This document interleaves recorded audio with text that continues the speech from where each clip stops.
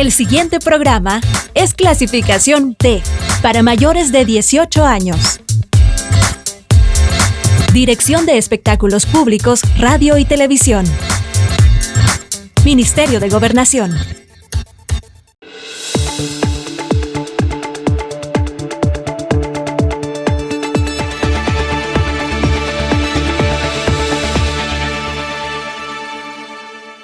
Buenas noches, bienvenidos y bienvenidas a una edición más de Temas y Debates. Les saluda Ricardo Sosa. En esta oportunidad damos continuidad al tema más apasionante para los salvadoreños, el fútbol, el deporte de las mayorías en El Salvador, y para ello contamos con un periodista deportivo especializado, Claudio Martínez, de mucha trayectoria a nivel nacional e internacional, quien ha cubierto también, entre otros, Juegos Olímpicos y otro tipo de deportes y de eventos de trascendencia mundial. Para mí es un privilegio presentar a Claudio Martínez, a quien agradezco aceptar la invitación. No, gracias, por supuesto.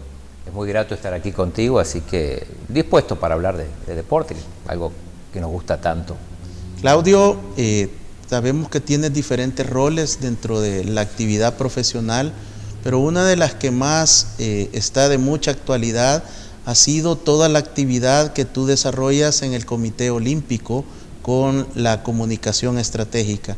¿Cómo está? Vimos la presentación de los uniformes con mucha gala, a la gente le ha gustado el diseño, representa mucho la identidad de los salvadoreños, pero ¿cómo está la delegación para esta gesta deportiva? Bueno, efectivamente estamos cada vez más cerca, creo que son 70 y algo de días para que empiecen los Juegos, que en algún momento estuvieron en duda, bueno, se aplazaron. La delegación salvadoreña, o sea, todavía no tenemos un número fijo porque hay todavía clasificatorios, entre ellos el Mundial de Surf que se va a realizar aquí y que ahí Brian Pérez va a tener una posibilidad de poder clasificar. Por el momento hay un clasificado, ya con nombre y apellido, que es Quique Araton, que ya estuvo en los Juegos de Río y que logró su clasificación en los Panamericanos de Lima. Hay otras 4 plazas ya aseguradas, que son las plazas que se dan por universalidad, son 2 en atletismo y otras 2 en natación. Las de natación casi con seguridad te diría que van a ser para Celina Márquez y para Marcelo Acosta, son los mejores nadadores, los que están más cerca de la marca A, y en un 95% van a ser ellos. Y en atletismo hay una plaza masculina y una femenina que están peleando internamente varios atletas. Después está el surf, está el boxeo todavía, que está viéndose cómo se clasifica. Hay una eliminatoria de karate, donde hay varios karatecas que van a viajar a París. Y bueno, el fútbol lamentablemente no se pudo clasificar hace muy poquito en Guadalajara. Entonces, terminando ya los últimos procesos clasificatorios que, bueno, que obviamente sufrieron este desfase por la misma pandemia.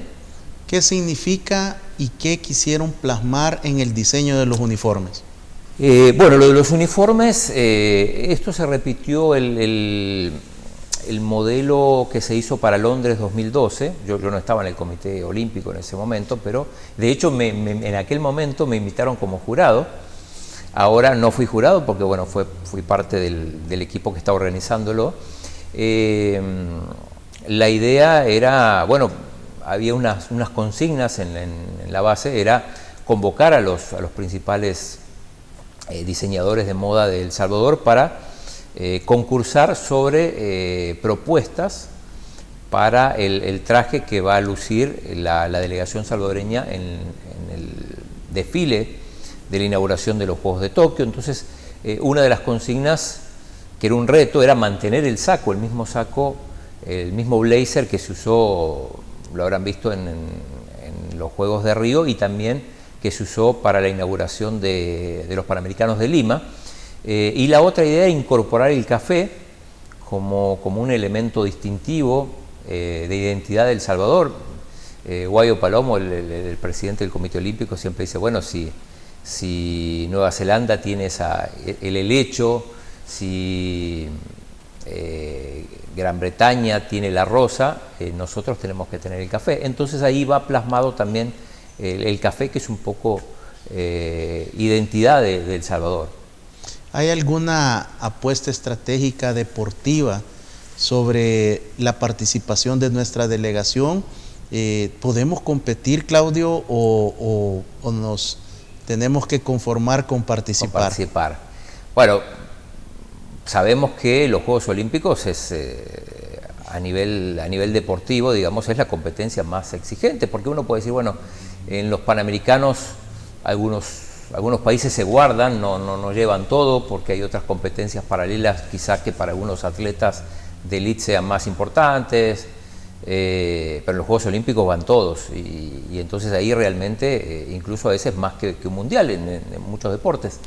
Entonces realmente la competencia es dificilísima, ¿no? O sea, al punto que El Salvador en toda su historia no tiene ni siquiera una medalla, ¿no? Ni siquiera una medalla de bronce, o sea, ojalá se tuviera un bronce, ¿no? Realmente es muy complicado, incluso para países que están muy desarrollados deportivamente, es complicadísimo ganar una medalla, imagínense, para El Salvador. Pero bueno, en principio siempre se va a competir. En algunos deportes uno ya sabe, digo, por ejemplo en natación y en atletismo, cuando uno ve los tiempos que tienen los atletas y los compara con otros atletas de otros países, uno más o menos puede saber dónde está ubicado. Hay otros deportes donde la predicción no es tan sencilla.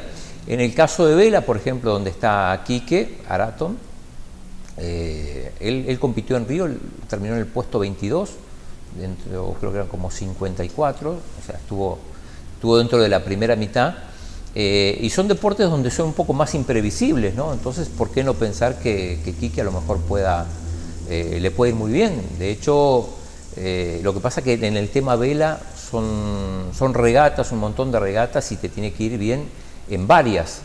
Te descartan el peor puntaje, y después se suma el resto. Entonces podés descartar si te va mal en una, pero ya si te va mal en dos, ya te vas bastante más abajo. Entonces ahí podría haber una oportunidad, o sea, y pensar en algún deporte de combate también, si se clasifica. Digo, ahí las llaves son, digo, uno quizás es más fácil llegar a pelear por una medalla. Digo, es más fácil habiendo dicho que era muy difícil, ¿no? Pero bueno, pero hay otros, en deportes como natación y ciclismo y atletismo, realmente es complicadísimo, porque uno ya sabe más o menos cuánto, o sea, los 200 metros los haces en tanto, y vos ya sabés que hay uno que lo hace en 3 segundos menos que vos, entonces esos 3 segundos no los recortás en una semana ni en un mes. Claudio, ¿cómo recibiste la noticia de la muerte de Diego Armando Maradona? Sabemos que has sido de los periodistas privilegiados que tuviste la oportunidad de estar con él, de entrevistarlo, de darle un seguimiento a su carrera deportiva. ¿Cómo recibes la noticia? Bueno, en su momento fue impactante. Yo estaba en el medio del programa Pencho y Aida, monitoreando un poco, porque había leído que se había descompensado después de estaba en el posoperatorio, ya había pasado un tiempito, y estaba monitoreando el diario Clarín, justamente, que era el que tenía información más fresca en ese momento, y realmente fue impactante, porque yo no soy un fanático de Maradona, tampoco soy uno de sus detractores, cosa que es difícil, ¿no? Porque sobre todo en Argentina hay gente que, como en muchas cosas, toma partido. Entonces, pero sí me sorprendió, porque todo parecía indicar que al principio lo que él tenía no era tan grave, pero después, bueno, se fue complicando hasta derivar en su muerte, ¿no? Y bueno, mucho más las cosas que nos enteramos después, ¿no? En todos estos meses posteriores a su muerte. Pero sí fue impresionante todo, desde el momento de la noticia, maderas, portadas a nivel internacional, con una cobertura mundial, y luego ver ese desborde de la afición de los ciudadanos argentinos en la velación. Nadie se lo quería perder, y incluso se tuvo que utilizar ya dispositivos de seguridad nacional. Sí, porque bueno, además fue en medio de la pandemia, ¿no? Pero sí, digo, es que lo que pasa es que hay mucha gratitud también en medio de tanta desazón durante tantos años, el tema de de la economía, la política. En ese sentido, Maradona dio muchas alegrías. Después algunos me habrán desengañado de su etapa como entrenador, a veces de la propia personalidad de Maradona, que se metía y hablaba de religión, de política. Entonces, pero bueno, cuando una persona se muere es como que la gente tiende a rescatar lo mejor de ellos, ¿no? Y en el caso de Maradona creo que fue eso, o sea, ya la gente se olvidó si había sido un mal entrenador para la selección o de sus desbordes de ira contra el periodismo, contra una parte de la política, contra mucha gente, opinaba hasta en contra del Papa, no solo del Papa argentino. Entonces, pero al final esas cosas se olvidan y la imagen que queda es la del jugador, la de aquel superhéroe que llevó a Argentina a ser campeón del mundo. Entonces queda esa imagen y el reflejo de eso es la multitud que estaba tratando de darle el último adiós.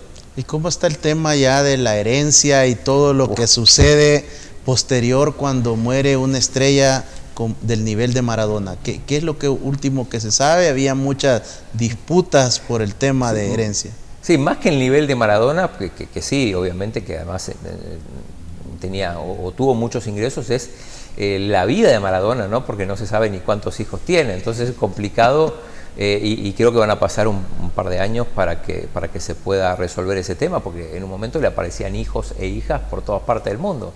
Entonces él al principio, bueno, incluso no reconoció a algunos, después con el tiempo terminó reconociéndolo, sobre todo el más famoso es que es imposible decir que no es hijo de Maradona, porque es igual, Diego Sinagra, un napolitano, que al final con los años él terminó reconociéndolo.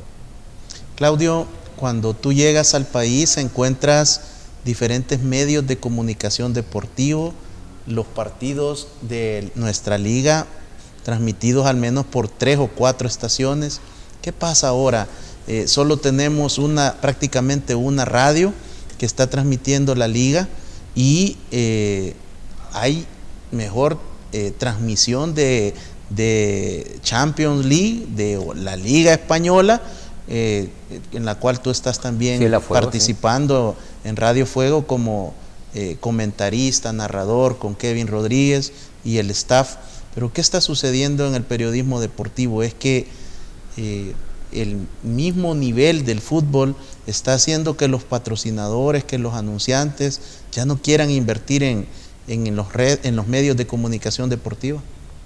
Mira, tengo entendido que tiene que ver, justamente estaba pensando eso el otro día porque quería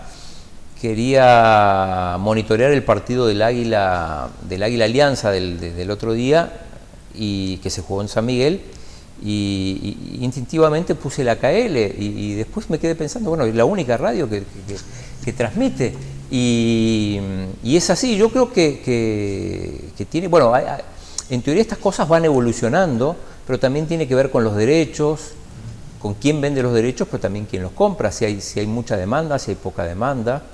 De hecho hay equipos que no han podido ni siquiera negociar sus derechos a radios, o sea, y las radios que tienen los otros derechos los ignoran, también una cosa rarísima. Aquí pasan muchas cosas bastante extrañas, a mí viniendo de Argentina, que me llaman la atención, y ya llevo casi 20 años y todavía me cuesta entenderlas. Por ejemplo, como el otro día, habiendo 4 partidos, casi a la misma hora, jugaba el Alianza contra el Águila. Bueno, obviamente sí tienen que jugar a la misma hora porque juegan entre ellos, pero al mismo tiempo jugaba casi el FAS y al mismo tiempo el Firpo. Entonces uno dice, pero ¿por qué pasan estas cosas? Y esto no pasa en ninguna parte del mundo. Esto se organiza, pero eso es más televisión.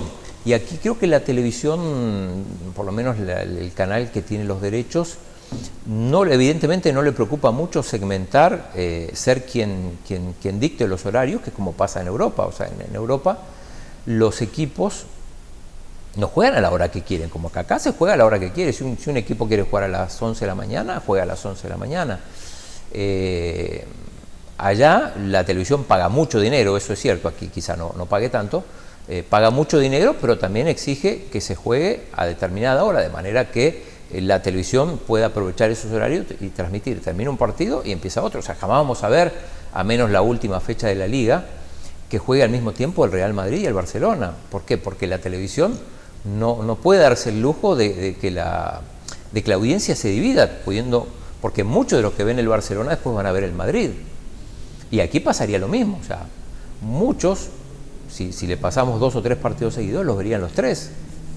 Pero previo a la pandemia, aquí en la primera división se preguntaba a qué hora va a jugar Real Madrid y Barcelona, y de acuerdo a eso se programaba en la liga. Sí, llama la atención, pero bueno, a ver, tampoco es que es un disparate. Si uno conoce el medio, si sabe que si uno pone digo, puede parecer un disparate, pero digo, si uno sabe que si pone el partido a la misma hora que un partido de Champions, le va a llegar la mitad de la gente,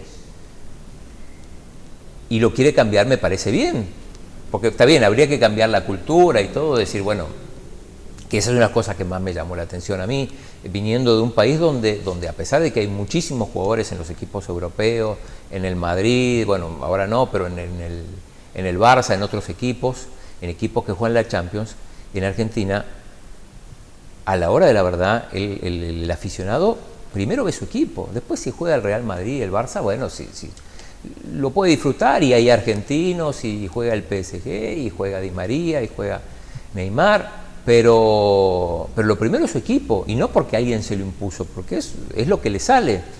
Entonces, si vos pones un partido a las 3 de la tarde, que es el horario que coincide con la Champions, la mayoría va a ver el partido de su equipo, y el partido de la Champions lo verá en diferido o verá el resumen después en ESPN, y aquí no. Y eso siempre me llamó la atención, y eso no ha cambiado, al contrario, yo creo que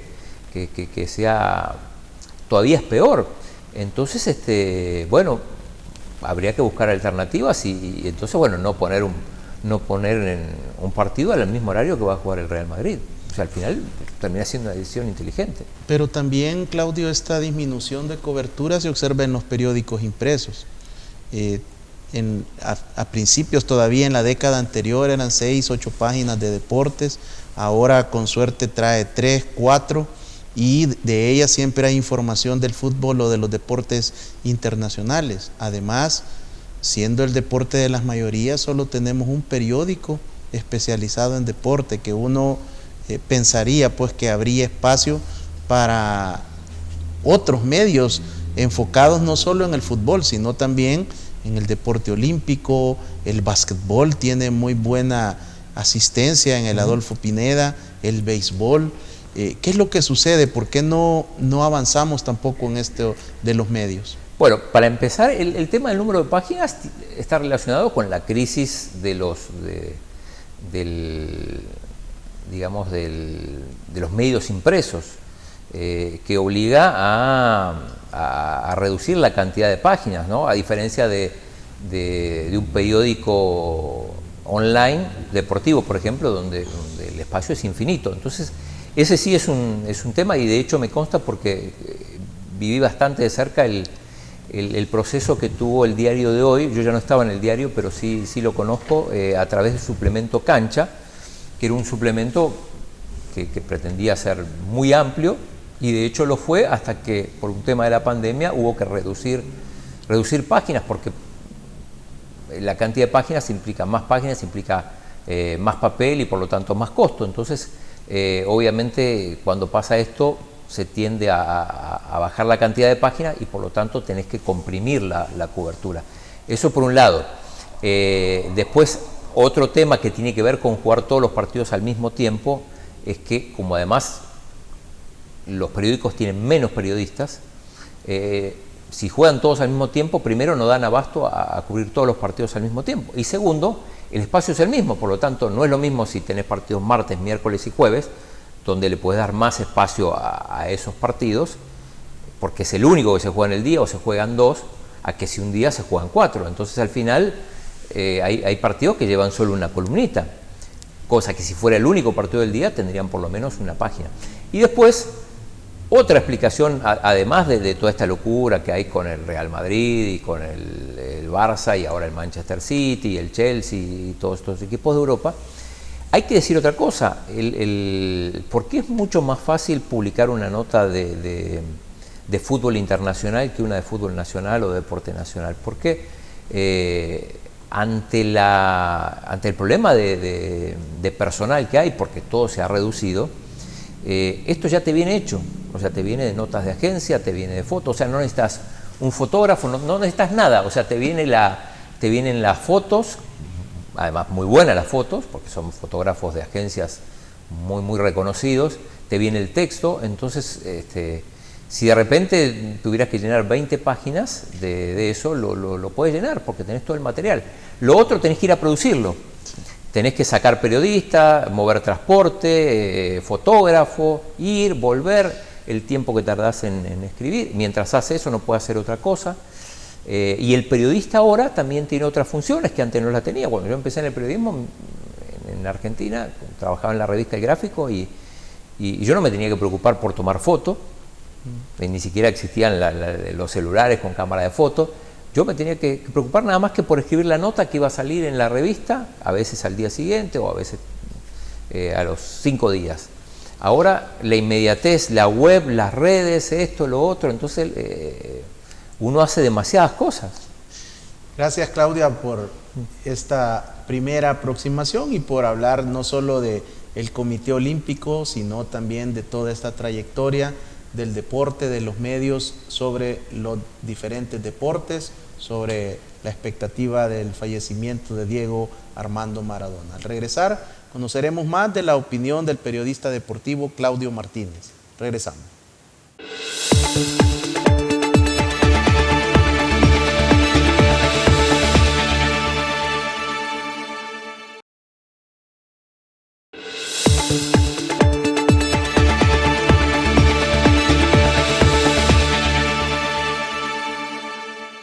Gracias por continuar en sintonía de Temas y Debates. Estamos conversando con el periodista deportivo Claudio Martínez, quien nos muestra su opinión, su balance sobre el deporte nacional e internacional. Claudio, tú has tenido la disciplina de mantener todo un seguimiento estadístico de la selección nacional, de los entrenadores. ¿Cómo recibes la conferencia de prensa cuando se anuncia la salida de Los Cobos y 48 horas después el nombramiento de Hugo Pérez? Bueno, últimamente he perdido la cuenta, pero sí llevaba hasta hace poco, bueno, tengo ahí, no he actualizado, pero bueno, en cuanto a cambio de entrenadores, llevamos desde el 2018, estaba de Los Cobos, un momento que sí que cambiaban cada 3 o 4 meses. Bueno, en realidad no fue sorpresa, yo ya intuía y tenía algunas fuentes que ya me habían anticipado que esto podía pasar. De hecho, después de aquel 6-0 en Florida contra Estados Unidos, hay bueno, no fue secreto para nadie, o sea, en aquel momento no despidieron a De Los Cobos porque no tenían el dinero para indemnizarlo. Pasó un poco el tiempo, al final lo que terminaron haciendo es negociando. De Los Cobos tampoco se sentía cómodo, él se sabía no querido, o sea, él sabía que si no lo habían despedido es porque no tenían el dinero para indemnizarlo. Y como dijo Hugo Carrillo el día que se anunció que ya no iba a continuar De Los Cobos,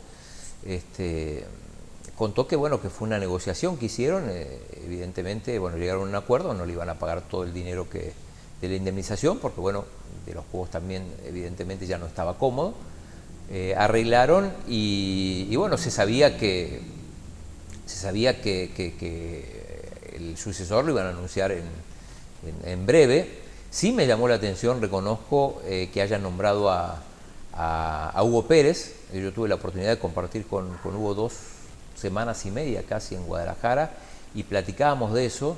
Él no se veía nunca en la selección, incluso él siempre comentaba que a él le gustaría o le hubiera gustado arrancar un proceso desde cero, y él siempre se imaginó en el proceso hacia el Mundial de 2026, pero nunca imaginaba que le iba a tocar antes, y por eso yo pensé que no iba a aceptar. Por eso digo que sí, para mí fue una sorpresa cuando cuando lo anunciaron, porque pensé que iba a tratar de seguir con las juveniles y esperar su oportunidad ya con el camino libre para trabajar hacia el 2026, que aparentemente igual es lo que le prometieron, más allá de cómo le vaya en esta eliminatoria para Qatar, sí poder trabajar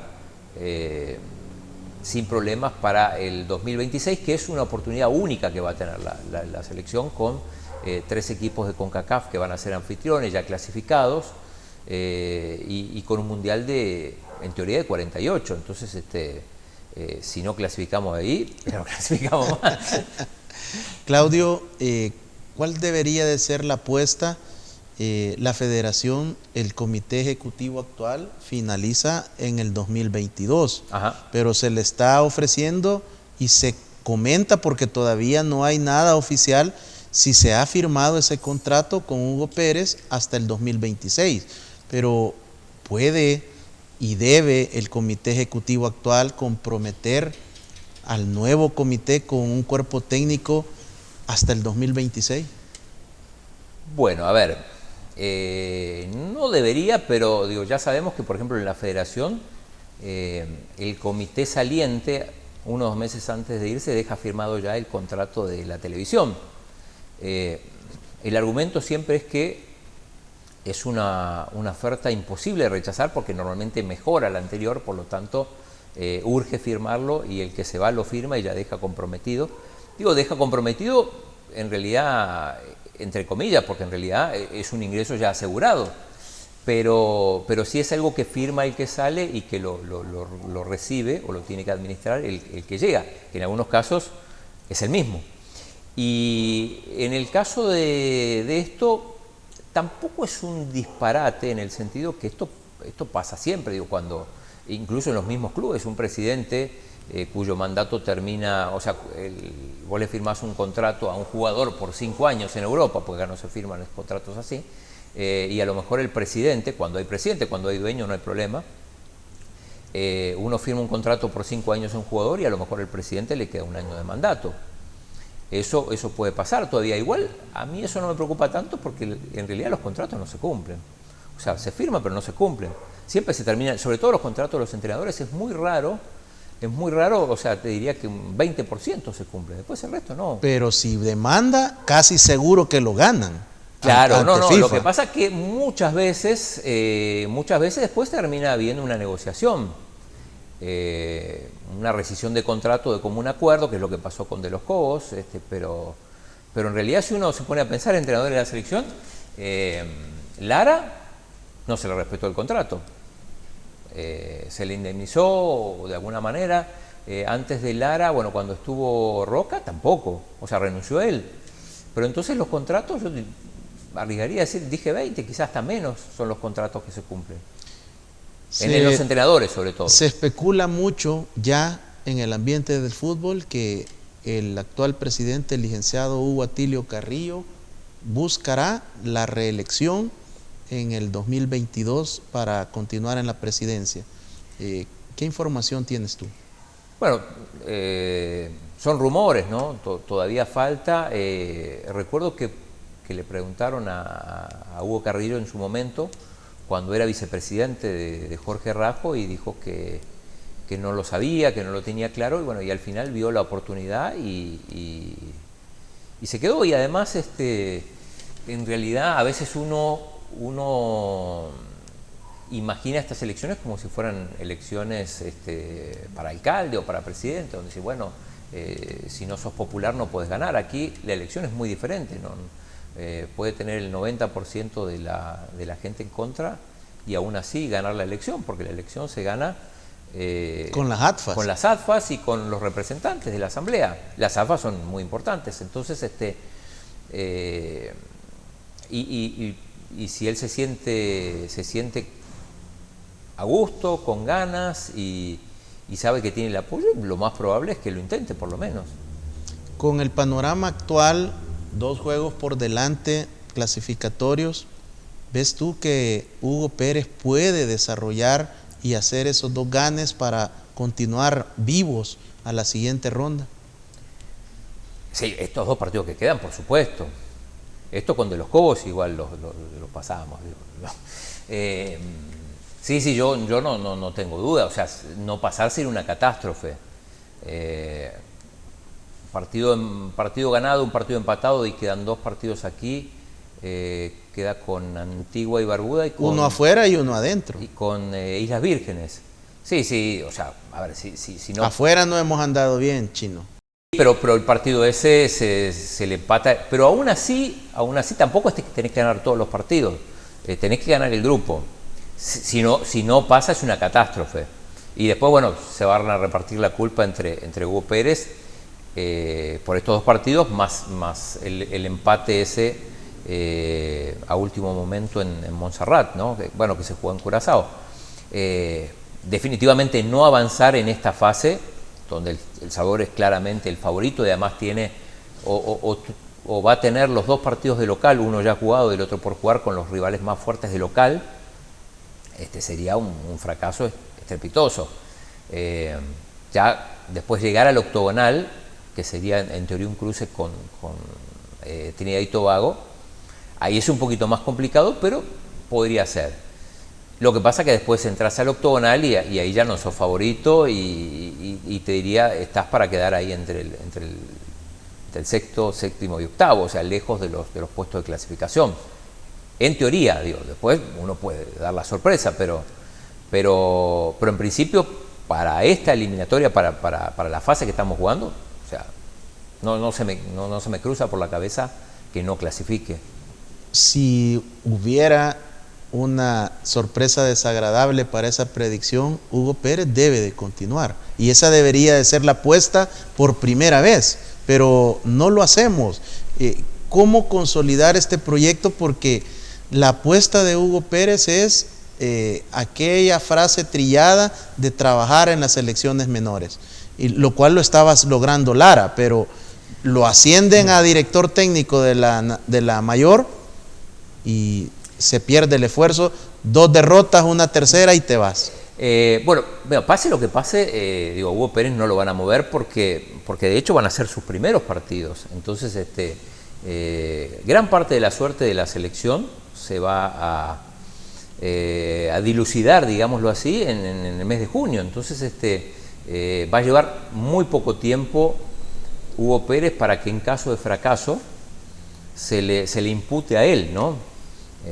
Al final yo creo que la responsabilidad va a caer más en De los Cobos, y además esto se va a definir en un par de partidos, más otro par de partidos contra Trinidad y Tobago.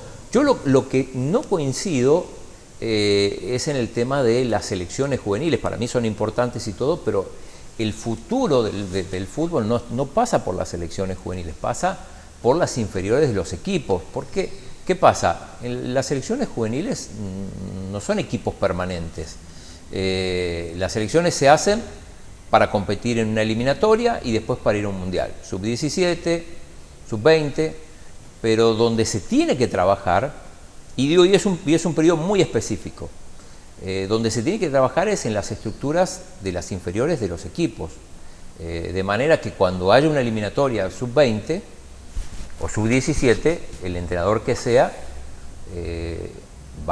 vea los partidos de la sub-17, los partidos de la reserva, y ahí ya estén los jugadores formados, pero la selección no puede formar jugadores, no debe ser quien forme los jugadores. Tiene que darle el mejor entrenador posible, eso sí, tiene que darle las mejores instalaciones posibles para que entrenen, para que concentren, como el hotel ese, que es una maravilla. Pero quienes tienen que formar a los jugadores no es la federación, es cada uno de los equipos. Y en teoría, bueno, si le va bien y si forman buenos jugadores y hasta llegan a vender alguno, ¿por qué no? El beneficio, además de la selección, que lo puede usufructuar ese jugador, va a ser para el equipo que lo venda, y hasta, soñemos, lo pueden vender en 1 o 2 millones de dólares. Claudio, ¿qué pasó con el tema de la inscripción de los equipos a el Instituto Nacional de los Deportes, la Federación? ¿Cómo va ese tema que ya no se está exponiendo en los medios? Bueno, yo siempre tenemos una discusión con Gustavo Flores, siempre que él decía que en cualquier momento iba a pasar algo, y yo le decía que no iba a pasar nada.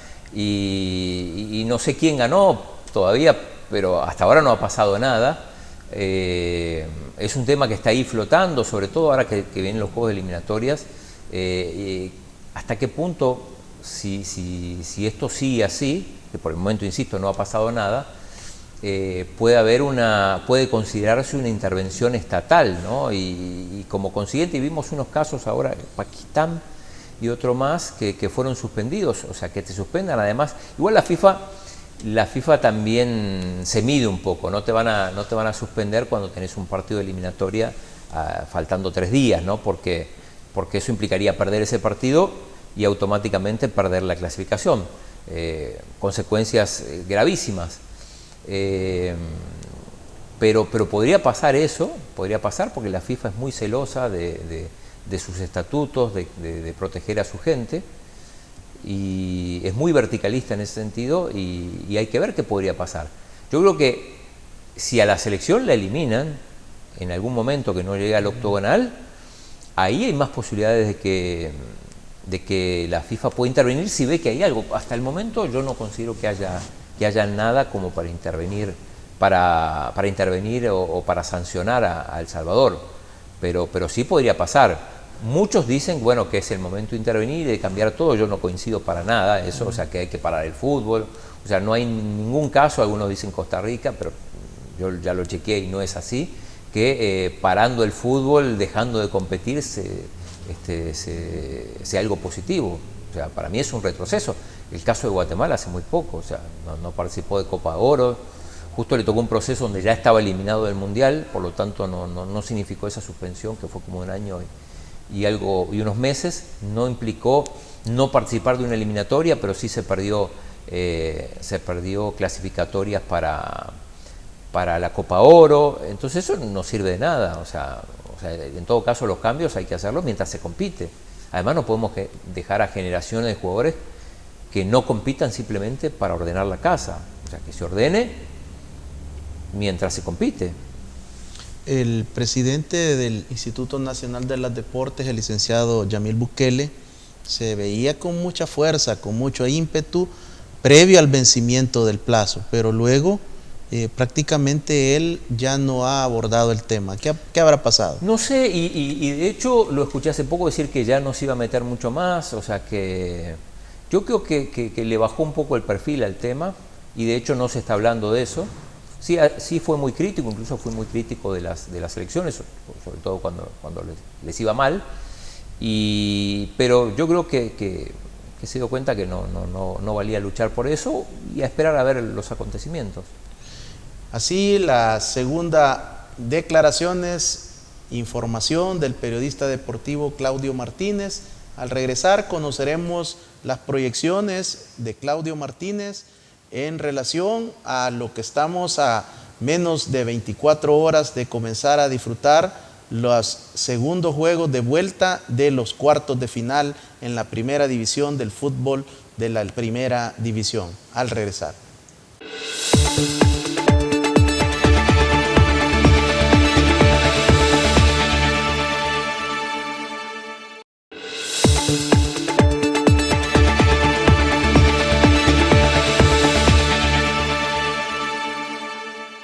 Gracias por continuar en nuestra sintonía. En esta oportunidad estamos abordando el deporte nacional, principalmente el fútbol, la pasión de los salvadoreños, nuestra liga, lo nuestro, nuestra selección mayor, nuestra querida selecta, con el periodista Claudio Martínez, quien nos está brindando su opinión, su análisis sobre el deporte nacional.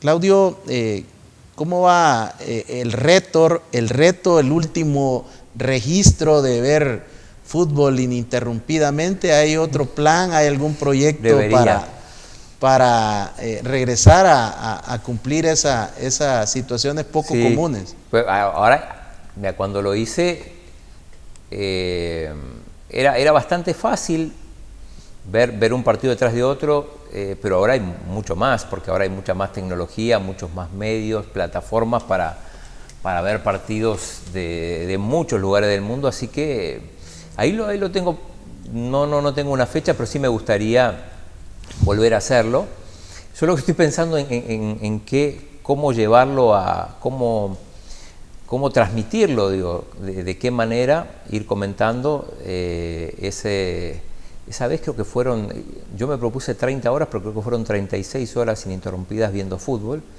Ya ni me acuerdo del año que fue, pero fue hace como 7, 8 años. Y sí, sería un buen reto porque cada vez hay más partidos y hay más plataformas para verlo y cada vez en mejor calidad.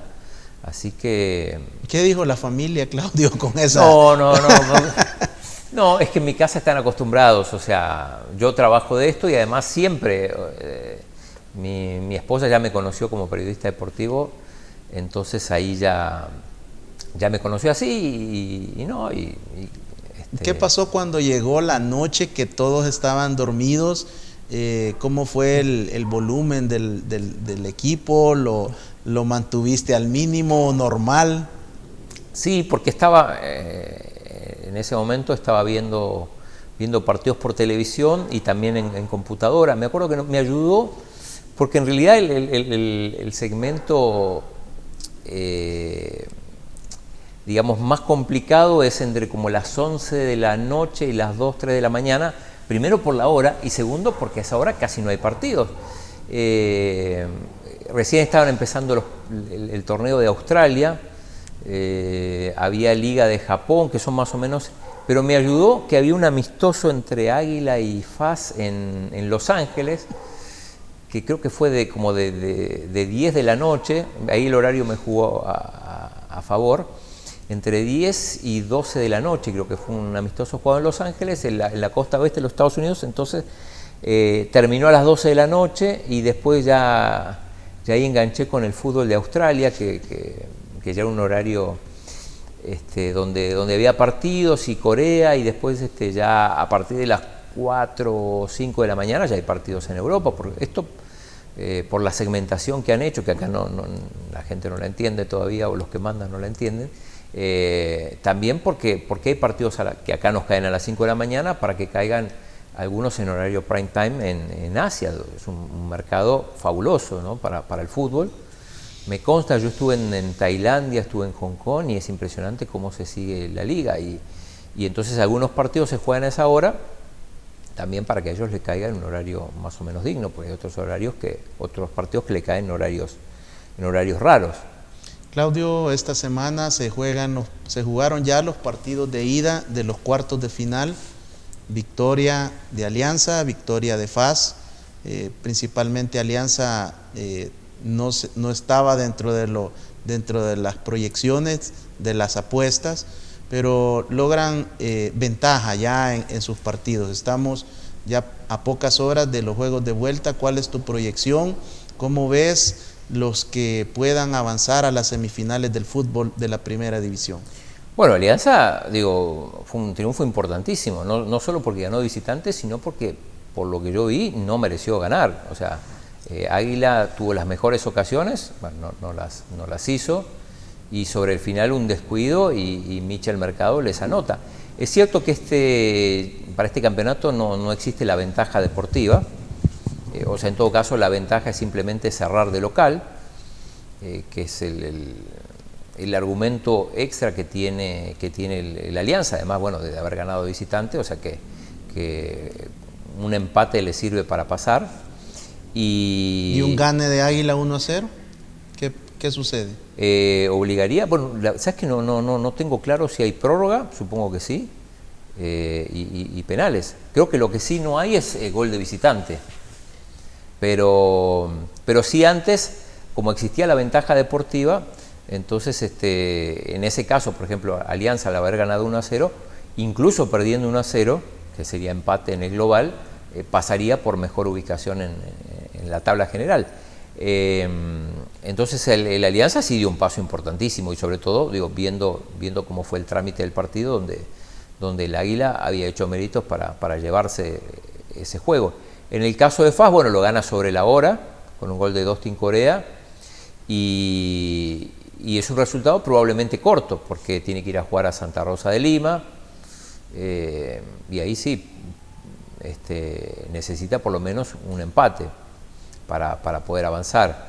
La otra serie, la de Firpo, bueno, ganó 1-0 con un gol de penal, está ahí, tampoco hay nada dicho en ese partido y mucho menos en el de Santa Tecla y Once Deportivo que empataron 1-1. ¿A quién ves en las finales de las llaves? Bueno, primero te diría que la Alianza seguro. No, por lo que vi del Águila me parece difícil que, no este partido, sino por los anteriores, difícil que pueda dar el golpe y eliminar a la Alianza. Me parece que la Alianza ya tiene bastante ganado. El FAS también, sobre todo porque tiene muy buen equipo. No lo veo jugar tan bien como debería jugar con los jugadores que tiene, pero bueno, ahora está sacando los resultados. Me parece que va a pasar el Firpo y en el otro podría pasar el Once Deportivo, que sería un dolor de cabeza si pasa el FAS porque lo tiene de hijo, ¿no? Entonces, pero podríamos tener unas semifinales, si no me equivoco, si no estoy mal con las llaves, un Alianza Firpo y un Once Deportivo FAS podrían ser unas semifinales. Y ahí puede ya aprovechar Alianza, aprovechar FAS en teoría, y tendríamos otra final de las que siempre se esperan con equipos de tradición, Alianza, FAS, los que tienen en este momento dos de las aficiones que más los apoyan, y posibilidad de un tricampeonato para Alianza, bicampeonato para Tigana Meléndez, y esto es bueno para el fútbol, Claudio, el llegar a estas instancias. Sí, bueno, que lleguen Alianza y FAS, si es que llegan, porque digo, uno al final especula, y el FAS realmente, yo no me fío del FAS, porque yo lo he visto jugar y es un equipo que es muy bipolar, si se le quiere llamar así. Tiene un partido muy bueno, o dentro de un mismo partido tiene momentos muy buenos y momentos muy malos, y esos momentos malos le hace que partidos que va ganando, que va dominando, los termine perdiendo. Pero una final, teniendo en cuenta que ya no vamos a tener una final Alianza-Águila, que fue la final pasada, una final FAS-Alianza sería extraordinario, sobre todo por la rivalidad que hay. Para mí, digo yo que vengo de afuera y todo, si me sacás de contexto y solo me decís, bueno, en los 20 años que llevas aquí, sin importar lo que diga el resto, ¿cuál es la rivalidad más grande que encontrar? Yo te diría FAS-Alianza. Algunos me van a decir, bueno, pero el clásico es FAS-Águila, que los que tienen más títulos son FAS y Águila. Yo lo único que digo es, la rivalidad más grande que yo vi en el país es Alianza-FAS. ¿Y cómo ves esta situación que se está generando de entre pasillos, que un mismo presidente sea el dueño, el representante, el apoderado legal administrativo de 3 equipos en la primera división? ¿Esto le beneficia al fútbol? ¿Cómo lo podemos comparar con otras experiencias como México? Bueno, en México hubo mucho lío. Bueno, pero además hay que agregarle que la copa se llama Pepsi, que es el mismo dueño de Pepsi de los 3 equipos. Digo, y con esto no quiero decir que porque sea el mismo dueño y porque sea el patrocinador principal del torneo lo van a beneficiar.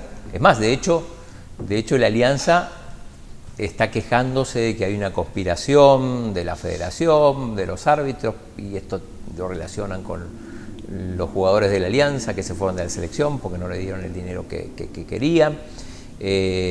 No, pero sí es un problema tener 3 equipos. Supongo que para los equipos no tanto, no sé, porque en teoría es una persona solvente y que paga en tiempo, digo, y eso, sobre todo en este país, debería de apreciarse, ¿no? Más teniendo en cuenta que hay equipos que les deben varios meses de salarios a los jugadores. Ahora, también esto invita a las especulaciones, a las suspicacias, a aquella famosa final que gana el Águila a la Alianza, y que dice, bueno, que le dejaron ganar y que fue orden de Salume. Yo no creo para nada en eso, sobre todo porque se terminó definiendo por penales, y en los penales es más difícil amañar un partido o decir, bueno, acá dejate ganar. Para mí es un disparate eso.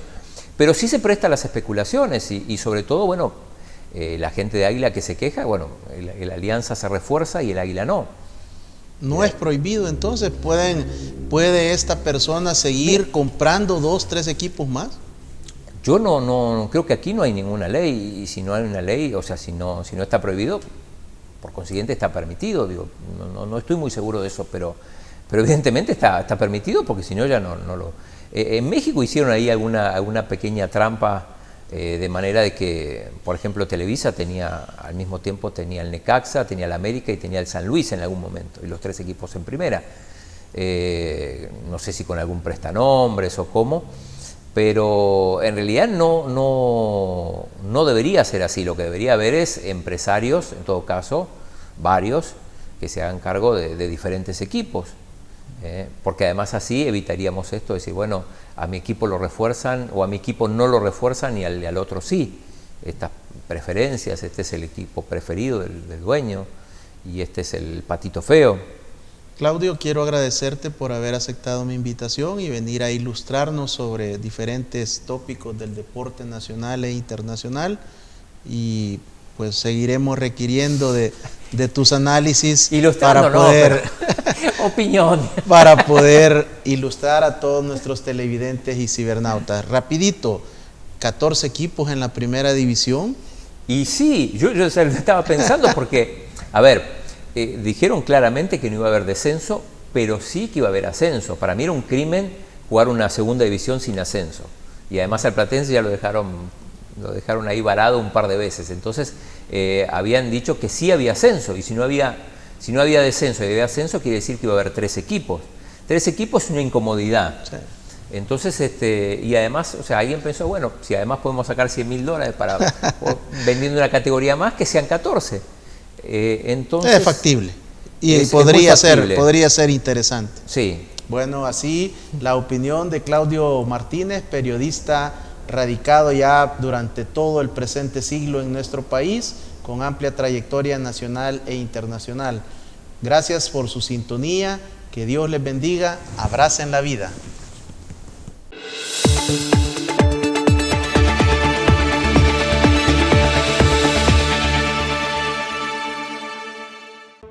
Los conceptos vertidos en el programa anterior son responsabilidad directa de quien los emitió. En ningún momento representan la línea editorial de esta estación televisora.